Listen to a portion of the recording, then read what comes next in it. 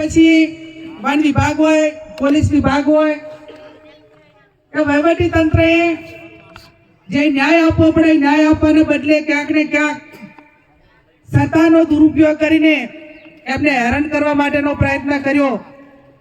આજે આપ સૌ જાણો છો એ રીતે કોંગ્રેસના તમામ આગેવાનો એ ક્યાંક ને ક્યાંક તમને મદદ કરવા માટે, ક્યાંક ને ક્યાંક તમને ઉપયોગી થાય અને વહીવટી તંત્ર તમારી જે વાત છે એ વાત ફરિયાદ માટેની એ ક્યાંક વ્યાજબી અંશે એમની માગણી છે એ પૂરી કરે એના માટે બધા આગેવાનો ભાઈ જિગ્નેશભાઈ છે, દિનેશભાઈ, કાંતિભાઈ, ગુલાબભાઈ, ભાઈ દિનેશભાઈ, સૌ આગેવાનોએ આપણને વાતે કરી છે।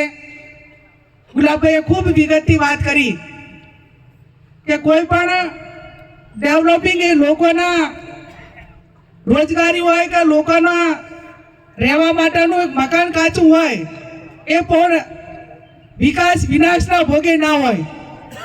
વિકાસ થતો હોય એમાં બધાય તમામ સમાજો હોય, તમામ વિસ્તારના લોકોની લાગણી હોય, પણ એનું વ્યાજબી વાતો લોકોની હોય, ગરીબોની વ્યાજબી વાત હોય। સરકારને મા બાપ માને કે સરકાર એટલે કોણ કહેવાય કે મા બાપ ગણાય।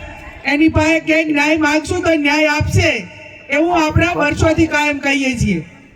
આપણે ગાંધી ચિંધ્યા માર્ગે આપણી વિચારધારા આપણે સૌ બિરસા મુંડા આપણા ભગવાન જેવા અને ગાંધીજી એમણે આપણને વારસો આપ્યો છે કે જ્યાં અન્યાય થાય ત્યાં અન્યાય સામે લડવું।